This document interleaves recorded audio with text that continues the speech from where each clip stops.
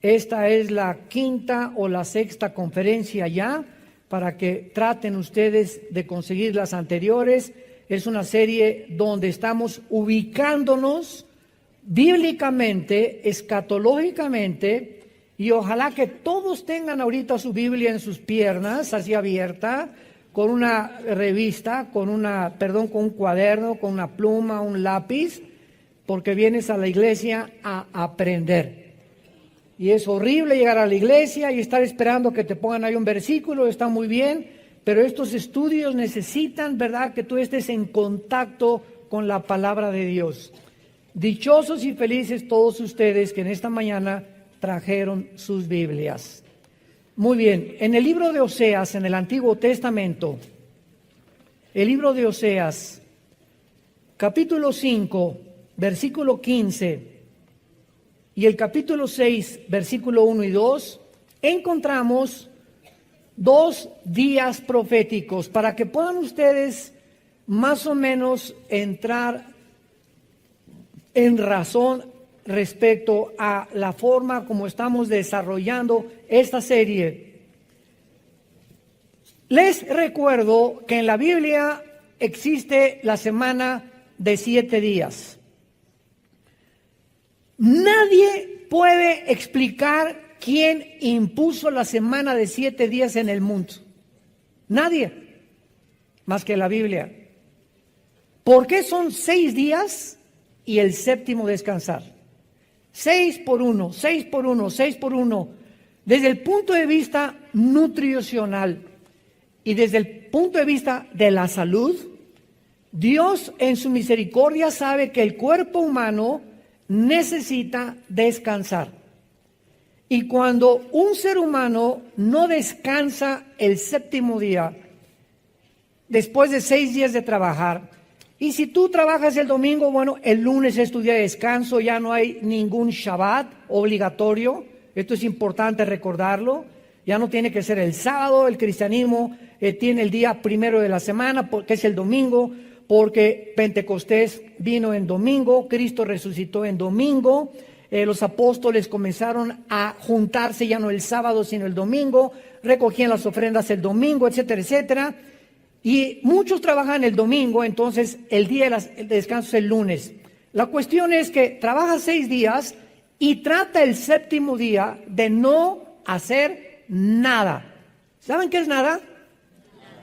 Exactamente. Nada. O sea, increíble que hay muchas personas que creen que, por ejemplo, en tiempo de vacaciones, que son 4 o 5 días que tomamos, o 6 días, 2 o 3 veces al año, se llevan al laptop y ahí están con los periódicos y ahí están. En lugar de que el descanso es el descanso, las neuronas del cerebro necesitan descansar. Y cuando tú le pones demasiada presión a estar piense y el día de semana no dejas de trabajar, o estás que el trabajo y por allá y dices, no voy a preocuparme ya de nada, mañana Dios ya proveerá, ya mañana será otro día, a lo mejor ni amanezco mañana, hoy voy a disfrutar a mis nietos, a mis hijos, vamos a ir al boliche o una buena película o a caminar por Chapultepec o no sé lo que quieras hacer, pero no hagas nada para darle a tus neuronas el tiempo de la recuperación que necesitan para que no acabes en un psiquiátrico. Entonces, esto es desde el punto de vista de la salud y nutricional. En el aspecto teológico, estos 7 días de la semana, Israel tenía también días de años. En otras palabras, los 7 días se convertían en 7,000 años. Porque dice el Salmo 90 y 1 de Pedro capítulo 3, que para Dios un día es como 1000 años. Entonces, si Dios estableció 7 días para que pudiéramos regir nuestra vida normal y trabajar 6 días y descansar el séptimo, de la misma manera, en el plan profético de Dios, la historia de la humanidad va a durar 6,000 años. Y ahorita, desde que Adán y Eva pisaron este mundo hasta Abraham, hubo 2,000 años, si lo quieres ir a apuntar. De Adán a Abraham hubo aproximadamente 2,000 años. De Abraham a Cristo hubo 2000 años. Y de Cristo en nuestros días, la iglesia lleva aproximadamente 2000 años. Muy bien. Si estamos cerca del año 6000, ¿por qué no sabemos si son exactos? Porque a principios de la historia de la edad de Cristo a nuestros días, se cambió el calendario. El Papa Gregorio cambió el calendario lunar de los judíos de 360 días al calendario solar de 365 minutos y segundos. Entonces, en este cambio entre los 60 y los 65, se perdieron años bisiestos, etcétera, etcétera, pero de alguna manera nos encontramos al filo de que se cumplan los 6000 años. Y estos 6000 años, que son de Cristo a nuestros días, aparecen en la Biblia. Síganme con muchísimo cuidado, porque esto es lo maravilloso de esta serie profética, que nos va a ayudar a saber si realmente nos encontramos en los últimos tiempos. Estos 2000 años que aparecen en el final tiempo profético de Dios, aparecen en el Nuevo Testamento como 2 días. Y vamos a ver que desde el Antiguo Testamento y en el Nuevo Testamento, cuando vemos 2 días, se refiere a 2000 años. Vamos a comenzar a comprobarlo en el libro de Oseas, capítulo 5, donde aquí tenemos escondido una revelación maravillosa, profética de Dios. Está hablando Dios acerca de Israel. Oseas 5, versículo 15. Y dice así: andaré y volveré a mi lugar. Es Dios el que está diciendo que va a andar durante un tiempo y después va a volver ¿a dónde? A mi lugar, o sea, el cielo. Ahorita lo vamos a comprobar que eso es lo que está hablando Dios. Les dije, síganlo con cuidado y saquen su lupa. Hasta que reconozcan su pecado y busquen mi rostro, en su angustia me buscarán. Dice Dios, voy a andar entre ustedes y me voy a ir. Y voy a regresar cuando Israel reconozca su pecado y busquen mi rostro. ¿Se acuerdan a Cristo cuando entró en su burrito a Jerusalén? Jerusalén, Jerusalén, que matas a los profetas, como la gallina quise buscar a los pollitos y meterte bajo mis alas, pero no me volverán a ver hasta que digan, Baruch Hashem Adonai Eloheinu, bendito el que viene en el nombre del Señor. No me buscarán hasta que me reconozcan que yo soy el Mesías. ¿Y cuándo va Dios a reconocer, cuándo Israel va a reconocer a Jesús? Después de los 2000 años. Cuando termine la época de la iglesia, viene la tribulación y en estos 7 años Israel se convertirá a Jesucristo. Y lo dice el versículo 15, en su angustia me buscarán, que serán los 7 años de la tribulación. El tiempo de angustia, Jeremías 37 de Jacob, que en el Nuevo Testamento se llama la tribulación. Continuemos el capítulo 6. Vengan, y aquí ya hay muchísimo más profundidad, y volvamos a Jehová, porque Él arrebató y nos curará, hirió y nos vendará. Escuchen, nos dará vida después de 2 días, que no pueden ser de 24 horas, lo vamos a comprobar. En el tercer día nos resucitará y viviremos delante de Él. En 3 versículos se describe todo el panorama de Dios para Israel. Ahora, veamos esto con mucha más claridad. Noten ustedes en el versículo 2 que hay 2 términos que no significan lo mismo, porque ocurren en tiempos diferentes. El primero es tener vida El segundo es resucitar. La promesa de que dice nos dará vida se cumplió en 1948 del siglo pasado, cuando los judíos regresaron casi cerca de 2000 años exiliados y dispersados por el mundo a establecer el Estado libre y soberano de la nación de Israel. Ahí Israel renació nacionalmente, pero no espiritualmente. Regresaron a su tierra, pero no se convirtieron. Y todavía no se convierten, aunque hay un movimiento impresionante ya en el mundo de cantidad de judíos étnicos que están aceptando a Jesús como el Mesías, que son los primeros frutos de los que se van a convertir con los 144,000 judíos que van a predicar en el tiempo de la tribulación. Bueno, entonces veamos esto, que la promesa que se hace aquí de tener vida es una referencia directa a el renacimiento de Israel como nación, si lo quieren apuntar.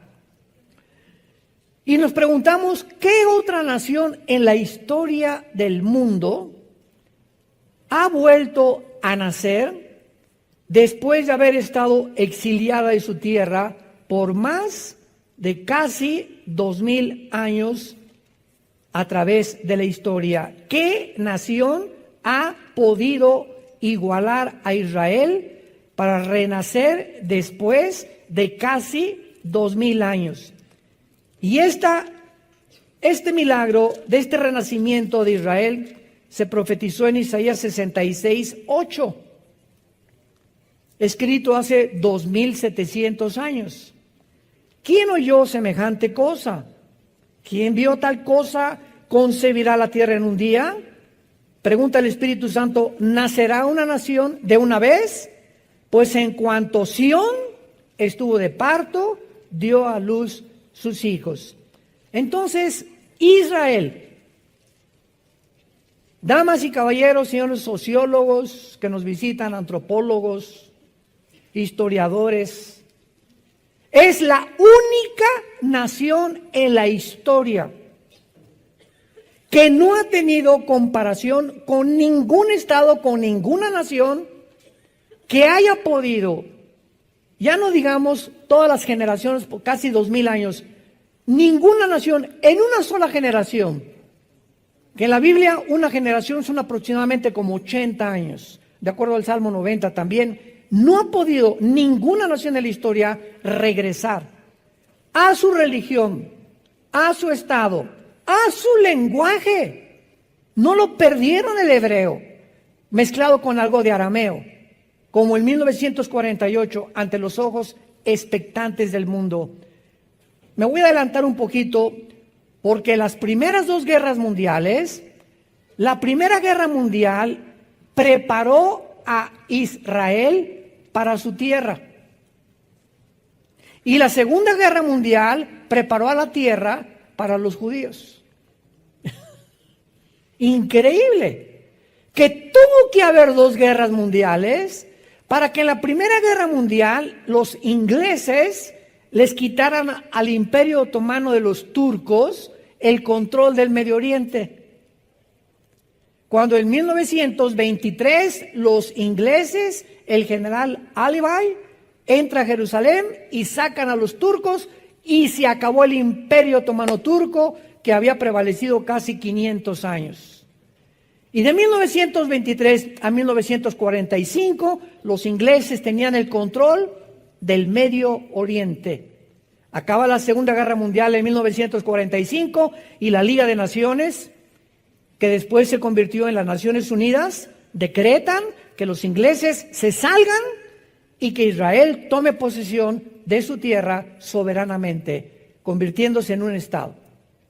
Entonces vemos cómo a través de toda la historia Dios trabaja por etapas. Dios va preparando tu vida igual que las naciones. A ti te prepara tal vez de los 15 a los 20 años para que estudies algo, o para que vivas con una familia, o para que hagas esto, sin que tú te des cuenta. el periodo que tú estás atravesando en tu vida te está preparando para la segunda etapa. Pues es que yo me divorcié, hermano. Bueno, ese divorcio te va a ayudar si aprendes, y esa caída y ese problema y ese fracaso en tu trabajo te va a ayudar para la próxima etapa si tú te mantienes, como decía mi esposa Marta, con la presencia de Dios en tu vida.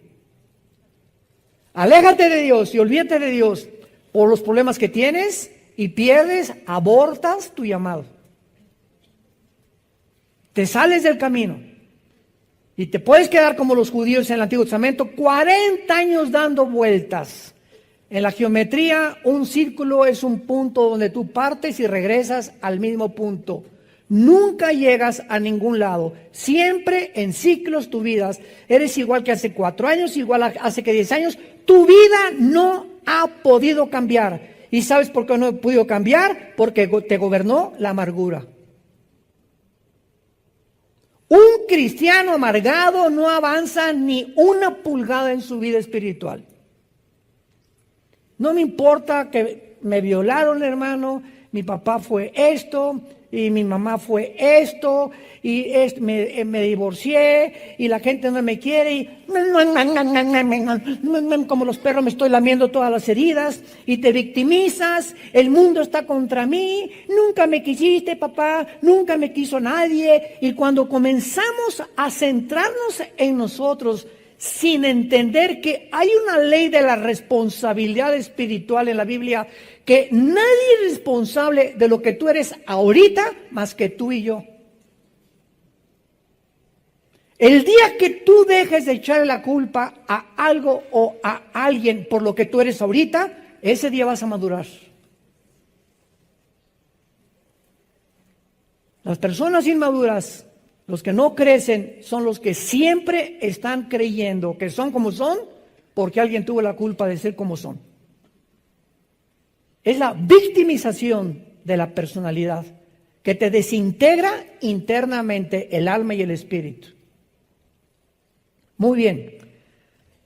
Ahora veamos la segunda fase en Oseas capítulo 6, que tener vida entonces es la resurrección de Israel como nación en el 48. Y noten ustedes que dice, después de 2 días, en el tercer día nos resucitará. La promesa de resucitar va mucho más allá de su renacimiento nacional. Aquí ya cuando hablamos de resurrección estamos hablando de una vida nueva.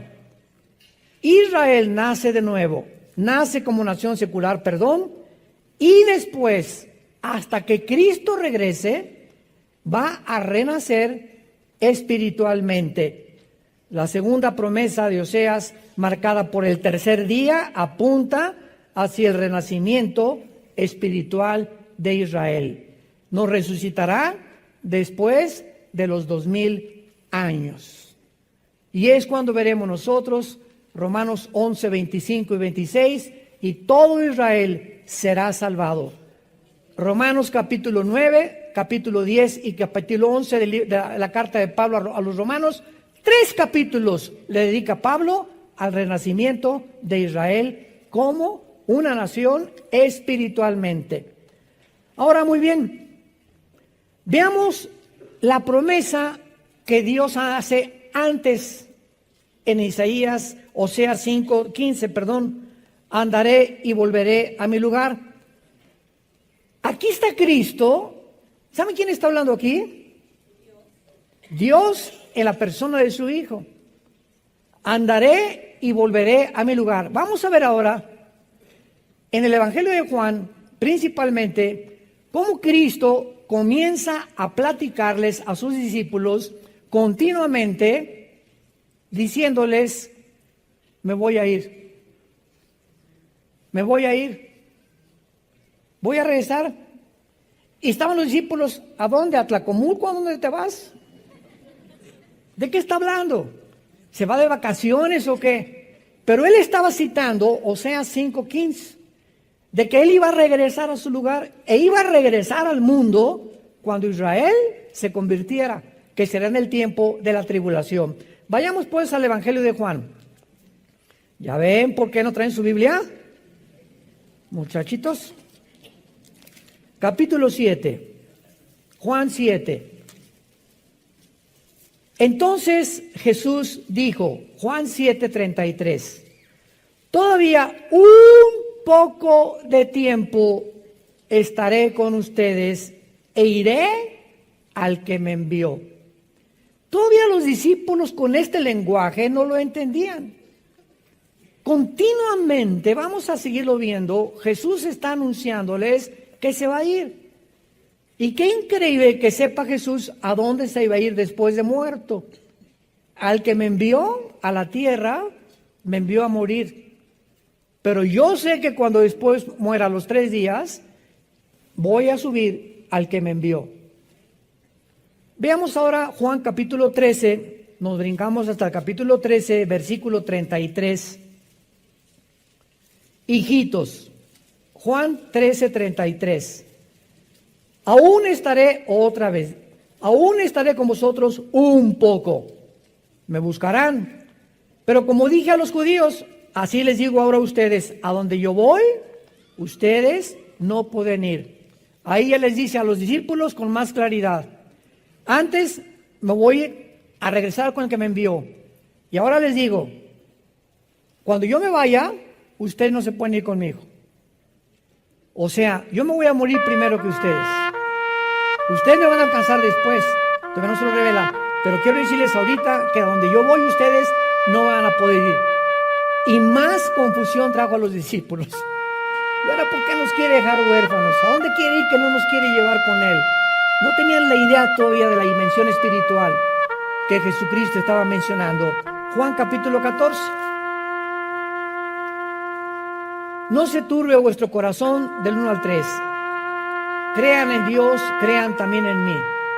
En la casa de mi Padre muchas moradas hay.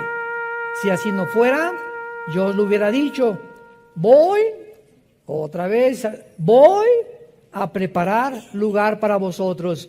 Aquí ya en tercer lugar, les dijo que va a regresar con el Padre. Número 2, que a donde Él va, ellos no lo pueden acompañar. Y ahora aquí les dice, a donde yo voy, les voy a preparar un lugar. ¿Irá a algún hotel?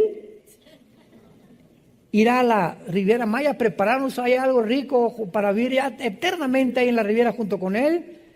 Y aquí los discípulos, más que cualquier otra cosa, entraron en un estado de ansiedad por no entender espiritualmente las palabras de Jesús. Y en el versículo 3 les dice, y si me fuere y os prepararé lugar, vendré otra vez. Aquí está hablando del arrebatamiento de la iglesia. ¿Cómo sabemos que no está hablando de la segunda venida, que es otro evento completamente diferente? Porque dice, y os tomaré a mí mismo. Esta palabra en el griego, paralambano, implica tomar así con fuerza. Y esta palabra con la palabra en 1 Tesalonicenses 4:17, el rapto, que es arpazo en el griego, arpazo se tradujo arrebatar, significa quitar con fuerza. Entonces, en el rapto viene Jesús y ¡boom! Millones de personas desaparecen del mundo. Viene a sacarnos del mundo y Él no pone los pies en el mundo. Él es del cielo, nos saca del mundo y nos reunimos con Él en el espacio cósmico. Y ya que estemos con Él, nos vamos hacia el tercer cielo con Él. Pero Él baja por nosotros porque el espacio cósmico es el dominio de Satanás. Y viene a proclamar a los ángeles caídos y a todos los poderes de las tinieblas, he venido y voy a regresar a conquistar este mundo para todos ustedes. Para que donde ustedes estén, donde yo estoy, ustedes estén conmigo.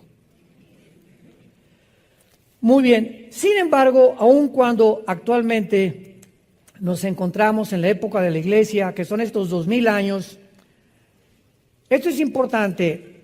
La iglesia, amados santos de Dios, la iglesia no es la fuerza que está guiando el plan profético de Dios. La iglesia no es, repito, la que está guiando el plan profético de Dios, porque el factor crítico que Dios usa en toda la Biblia es Israel. ¿Te gustó? Todas las profecías bíblicas del final de los tiempos están relacionadas con Israel. La iglesia va a desaparecer al cumplirse los 2000 años, en el rapto nos vamos. Pero aquí en la tierra siguen 7 años de tribulación, donde Dios va a tratar con Israel para que ellos puedan, en este tiempo de angustia, al final reconocerlo como el Salvador. Y ya que Israel reconozca a Jesús como el Salvador, regresamos con Él en la segunda venida. Malaquías capítulo 14, pisará sus pies en el Monte de los Olivos. El año pasado que vayamos a Israel, vamos a ver el Monte de los Olivos. Se va a ver un valle de norte a sur, de occidente al oriente. Se va a hacer una cruz, un cisma como una cruz se va a hacer en Israel, donde nosotros bajamos con Él a establecer su reino milenial. Israel es el termómetro de Dios. Con esto estoy adelantándonos para que ustedes comiencen en esta serie que estamos estudiando, entender que ahora tenemos que tener nuestros oídos y nuestro enfoque para saber en qué tiempo nos encontramos, estar en contacto con lo que está pasando en Israel. Israel es el termómetro de Dios. Dios no ha desechado a Israel, no ha dejado a Israel. Estamos temporalmente la iglesia injertados, Romanos 11, en el olivo natural. Somos el olivo silvestre. Ellos siguen siendo el olivo natural porque de Israel, de los patriarcas, Abraham, Isaac, Jacob, Judá, viene todo esto escrito. Los apóstoles que escribieron la Biblia nacieron en Tlalnepantla, nacieron en Israel, eran judíos, la primera iglesia cristiana fue judía, y por eso en Romanos Pablo dice, el evangelio es a los judíos primero y después a los gentiles. Primero Dios a los judíos y después a los gentiles. Pero como en estos 2000 años de historia, Israel continuó rechazando a Dios, continuamos nosotros predicándoles y tenemos ya gran cantidad de testimonios de judíos que están convirtiéndose a Jesucristo. A la iglesia no se le dio un tiempo específico de duración para que nosotros estuviéramos en la tierra. Escúchenme lo que acabo de decir. La Biblia no menciona cuántos años la iglesia va a durar. Estamos creyendo que 2000 años para Israel, pero escuchen esto. Si llegamos al año 2000, que es cuando Dios comienza la tribulación, podemos ser sacados nosotros o arrebatados 6 meses antes de que el anticristo firme el tratado, 1 año antes, o el rapto puede venir 5 años antes y pasar 5 años antes hasta que el anticristo firme el tratado. La iglesia no tiene el día y la hora, nadie sabe cuando Cristo viene por nosotros. Nadie se atreva a decir en tal fecha o en tal día Cristo viene. No sabemos. Sabemos los tiempos y nos encontramos en los tiempos. Que de eso se trata esta serie. Pero el día y la hora no lo sabemos. Pero para Israel el tiempo está contado cronológicamente por las profecías bíblicas. Ahora vamos a comenzar a estudiar estos 2 días en el Evangelio de Juan, que vamos a comprobar que Cristo no se refería a 2 días de 24 horas. Para corroborar que cada vez que Jesús mencionaba 2 días, se estaba refiriendo a 2000 años en relación con la nación de Israel. Juan 4 con la mujer samaritana. La Biblia menciona en el Evangelio de Juan 2 periodos de 2 días durante el ministerio de Jesús, que son símbolos proféticos. ¿Quién se podría imaginar eso, verdad? Vamos ahorita 2 días y tienen implicación profética. Cristo no dice 3 días, 4 días al azar o por coincidencia. Cada día, cada coma, cada número que la Biblia menciona tiene un significado profético. No es al azar. Todo lo que Dios ha escrito tiene un significado. Y nosotros somos los responsables en escudriñar, en investigar, en poder resaltar. Y cuando el Espíritu Santo te ve que traes tu Biblia el domingo y que de veras eres una persona de la Biblia y tienes en tu oficina una Biblia, en el baño una Biblia, en tu recámara una Biblia, y que estás buscando siempre la palabra de Dios, Dios se va a revelar a tu vida. Porque dice Deuteronomio 4, me buscarás cuando me busques con todo tu corazón. Pero vienes aquí con el Calimán. Ahí traes el periódico contigo ahorita. A ver quién gana, Monterrey o América. Vive la América. Independientemente, ¿verdad? Bueno, este es un chiste nada más. Juan 4, versículo 40. En este capítulo, rápidamente para introducirnos a lo que está antecediendo, Cristo se encontró con la mujer samaritana, todos ustedes lo saben, ¿verdad? En un pozo de Jacob, en la región de Samaria. Cristo le revela a la mujer que Él es el Mesías, que Él es la fuente del agua de la vida. La mujer gozosa era una mujer inmoral, llevaba 5 matrimonios, con el que vivía en amaciato. Cristo no la condena, era ignorante, pero era una mujer religiosa, porque comenzó a cuestionar a Cristo. Ustedes adoran allá y nosotros acá. O sea, ¿qué religión es la verdadera? Unos que los mormones, otros que los hindúes, otros que estos. ¿Hay alguna religión que se puede decir cuál es la verdadera? Una pregunta muy válida que hizo la mujer a Jesús. Y la respuesta de Jesús fue, mujer, créeme. ¿Cómo sabemos cuál es lo verdadero? Créele a Jesús. Ve lo que dice la Biblia a Jesús. No hay ninguna religión, Él no vino a fundar ninguna religión. Él vino a que le creyéramos que sus palabras son espíritu, son vida y vida eterna. Y eso te librará y te hará libre de las religiones, de las tradiciones, del paganismo, etcétera, etcétera, si le crees a Jesús. Bueno, entonces, esta mujer corre con los samaritanos. Acuérdense que los samaritanos eran enemigos de los judíos. Porque los samaritanos, o sea, la región de Samaria está hasta la mitad de Israel y lo que sigue la región de Galilea. Entonces, a ver, aquí así rápidamente. Israel está dividido en Judea, Samaria y Galilea. El sur, que es Judea, es el Mar Muerto. Cuando vayamos al Mar Muerto el año que entra en junio, les apuesto lo que quieran, que las mujeres no se van a querer ir de ahí. ¿Saben por qué?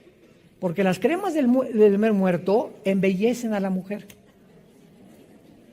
Son las cremas y el lodo que hay, se acuestan en el lodo, ahí se quedan a dormir las mujeres y se revuelcan para acá y para allá y por acá, porque el Mar Muerto tiene los minerales más increíbles que hay a las tiendas de cremas. Bueno, ahí se vuelven locas las mujeres comprando cremas para la cara y para las uñas y para lo que sea. No, para las uñas no, ¿verdad, gorda? Bueno, yo no sé de esas cosas. Pero cuando fuimos la vez pasada, ¿verdad? No querían un día más las mujeres. Les dije, no, se someten. Muy bien, los samaritanos entonces se habían mezclado con judíos y los judíos los tenían marginados porque no eran puros. Estaban mezclados con los gentiles. ¿Cuándo fue esto? Cuando los asirios, 700 años antes de Cristo, se llevaron cautivos a las 10 tribus de Israel a Siria. Y entonces desde hace 2700 años hasta nuestros días, los judíos están en el mundo entero sin que sepamos a qué tribu pertenecen. Por eso hay judíos mexicanos, guatemaltecos, italianos, salvadoreños, ingleses, franceses, africanos, de Etiopía, en fin, están regados por todo el mundo sin que se sepan muchas personas que tienen su origen en una de las tribus de Israel. Muy bien. Entonces la mujer corre con los samaritanos. ¿Qué creen, verdad? Hay un profeta, estoy seguro que es el Mesías, etcétera, etcétera. Y entonces le piden a Jesucristo que por favor se quede con él. Y dice el versículo 27 de Juan capítulo 4.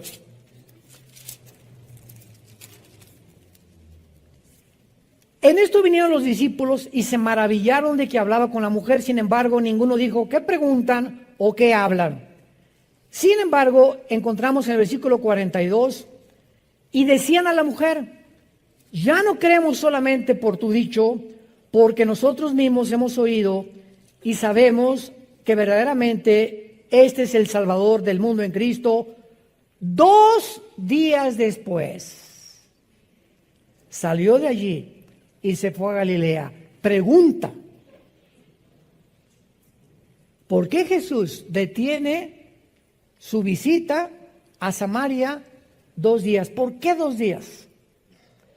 ¿Qué relación hay en que él se haya quedado 2 días con los samaritanos, con los 2000 años relacionados con la profecía para Israel? Y la respuesta es la siguiente. En todo su ministerio, casi ninguno de los judíos se convirtió. Y en la primera visita a Samaria, casi todos los samaritanos se convierten. Los marginados, los desechados del mundo. Y en ese momento, Jesucristo, al decir, me quedo 2 días con ellos, los samaritanos son un tipo de la iglesia. Ellos eran mezclados, gentiles con judíos, y la iglesia, ¿cómo está mezclada en el siglo XXI? Gentiles con judíos también.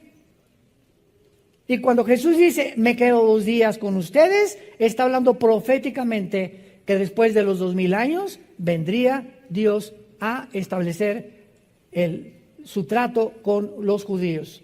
Qué impresionante que es en un ministerio de 3 años y medio, donde la mayoría eran judíos, se rehúsan a creer en él, y en un solo día en Samaria todos los gentiles casi creen en él.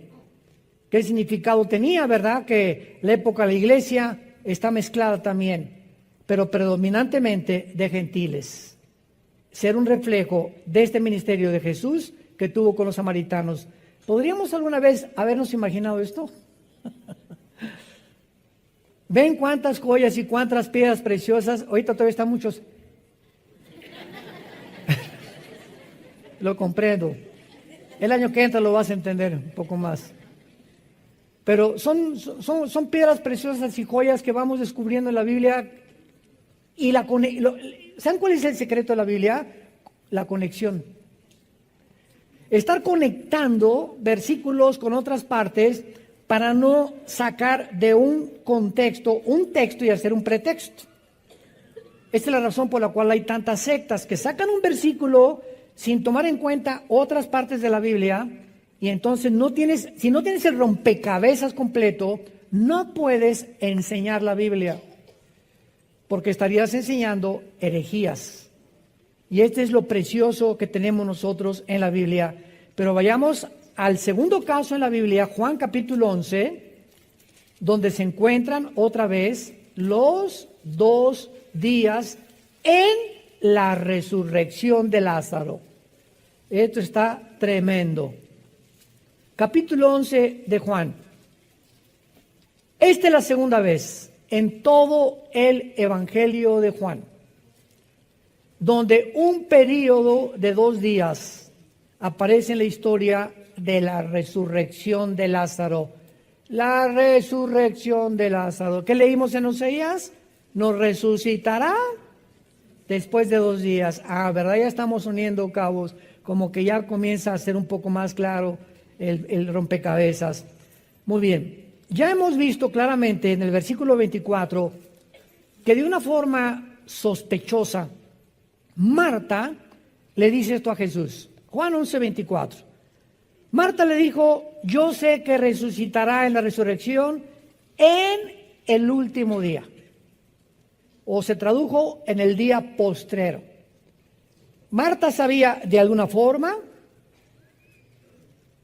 que para Israel habría un tiempo de la resurrección. Y si Cristo habla de 2 días, está hablando del tercer día que Cristo resucitó. Sin que Marta supiera, como cuando Cristo se presentó ante Pilatos, uno de los sacerdotes de ellos dijo, ¿verdad? Es mejor que un hombre muera y no que mueran todos, profetizando el ministerio que Cristo iba a tener en la redención del ser humano. Entonces, hay muchas cosas en la Biblia que muchos hombres hablaron sin darse cuenta que estaban hablando a través de Dios. Que el Espíritu Santo estaba usando sus bocas sin que supieran ellos qué estaban diciendo, como cuando David escribió el Salmo 22. David agarra la pluma un día en su castillo y comienza: Dios mío, ¿por qué me has desamparado? Horadaron mis manos y mis pies, sobre mi ropa echaron suertes. Mi corazón fue como la cera, los toros de Basán me han rodeado. David, 1000 años antes que Cristo fuera a la cruz, estaba escribiendo lo que 1000 años después iba a suceder en el Monte Calvario. Con detalles. Sobre mi ropa echaron suertes, me crucificaron. Las palabras que Jesús dijo, lama sabactani, Dios mío, Elí, Elí, lama sabactani, ¿por qué me has abandonado? Las escribe David 1000 años antes. ¿Ustedes creen que David sabía lo que iba a pasar en el Monte Calvario? Este es un ejemplo, ¿verdad?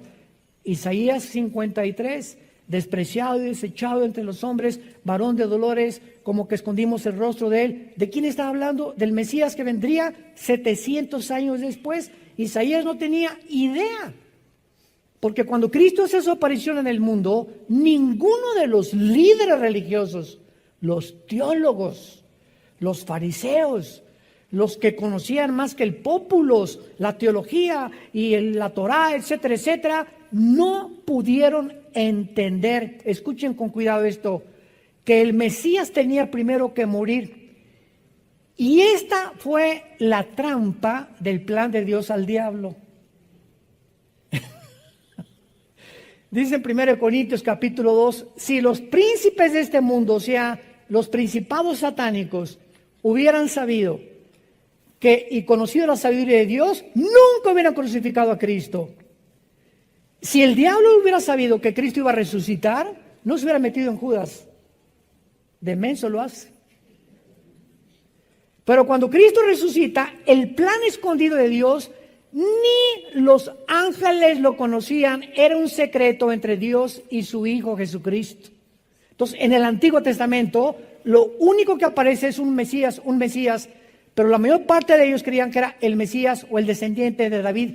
Y cuando el Cristo toca y tienta el diablo a Cristo en el desierto, le dice, si tú eres el Hijo de Dios, realmente di esas piedras, o sea, si tú no eres el descendiente de David, sino que si eres el Hijo de Dios, pruébame que tú eres el Hijo de Dios. El diablo sospechaba, pero no estaba seguro que era el Hijo de Dios. Ahora alguien podría preguntar, oiga, pero cuando entró Cristo a una sinagoga, los demonios lo reconocieron. Escuchen, sabemos quién eres, el Cristo, has venido a atormentarnos. Es toda la información que tenía.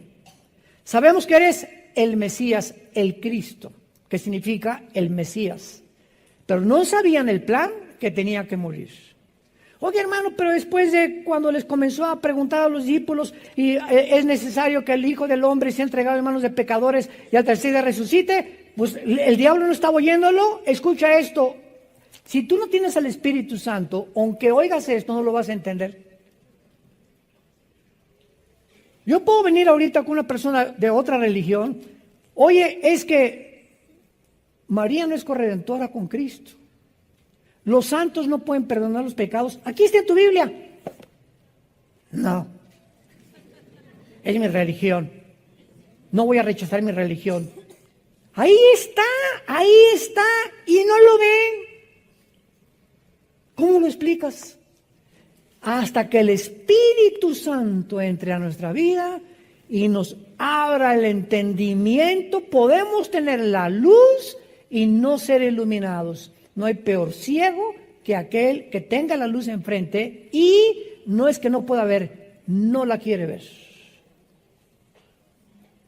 Tú le puedes convencer, como lo he hecho en los debates con los ateos, que el ateísmo es insostenible filosóficamente, que la teoría de la evolución que se enseña en las universidades a nuestros hijos es anticientífica, antibiológica, antigenética y contra la primera y la segunda ley de la termodinámica.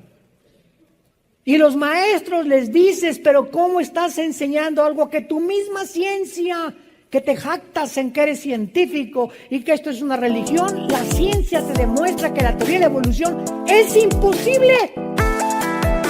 ¿Pero qué hay? ¿Por qué nos cambian de un bando al otro bando? Simplemente porque el orgullo intelectual es más grande que la verdad. Detiene la verdad. Romanos 1. Habiendo conocido a Dios, no le quieren glorificar como Dios ni a darle gracias. Se envanecen en sus razonamientos y profesando ser sabios, se vuelven necios.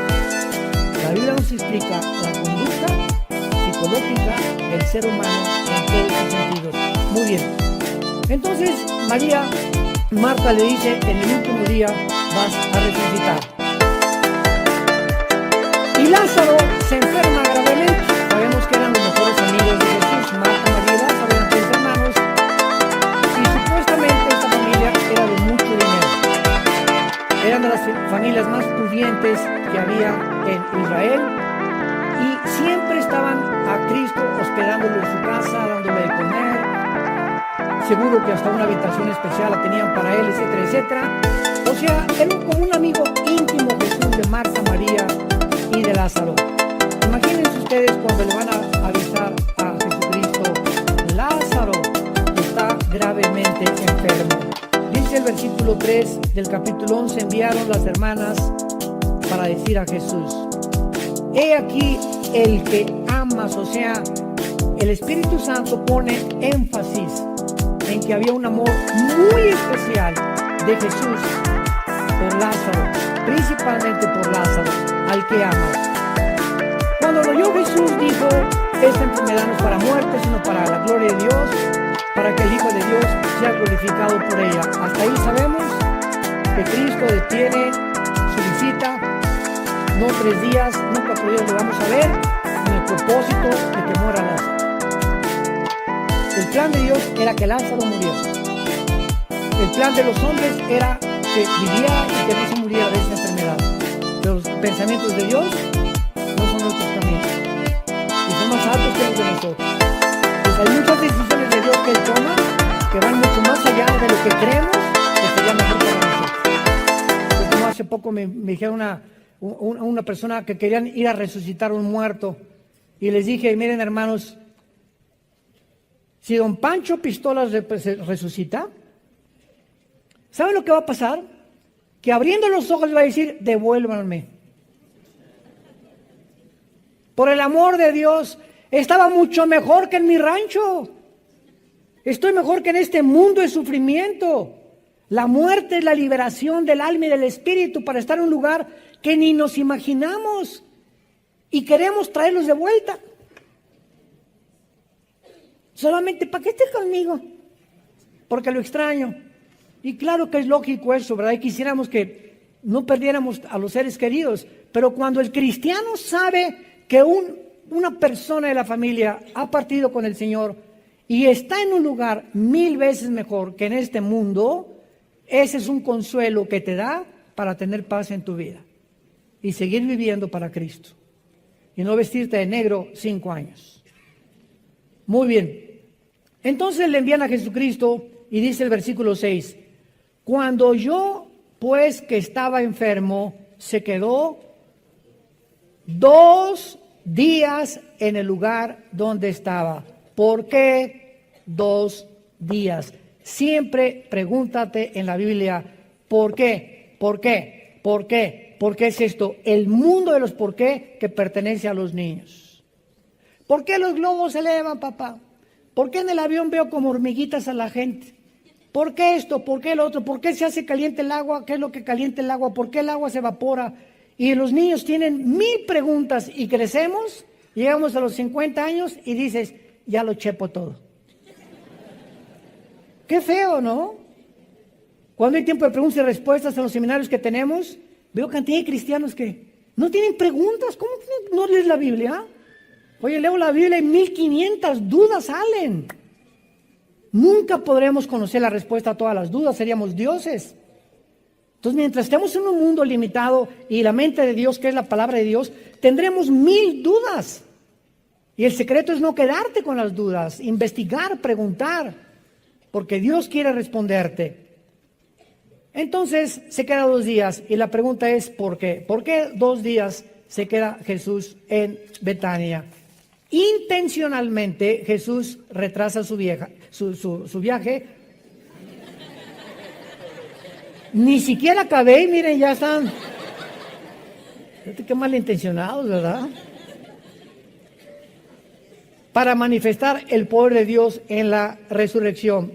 Pero tenemos aquí algún tono profético para su retraso de 2 días. Es la pregunta que tenemos que contestar.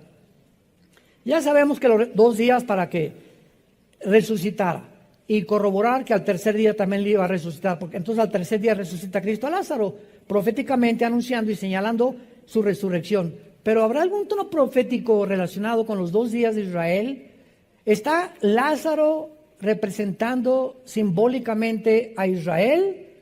¿O estaba Jesús insinuando nada más que la muerte de Israel, o que la muerte de Israel como nación duraría 2 días? La resurrección de Lázaro fue un milagro. ¿Quién lo puede negar? Pero solo fue una resurrección física, porque recuerden que él resucitó y volvió a morir. El primero en haber muerto sin haber resucitado, sin regresar a la vida, ha sido Jesucristo. Todas las resurrecciones que tú veas en la Biblia volvieron a vivir. O sea, no estaban desconectados del espíritu. Una vez un cardiólogo, amigo mío en Toluca, hace como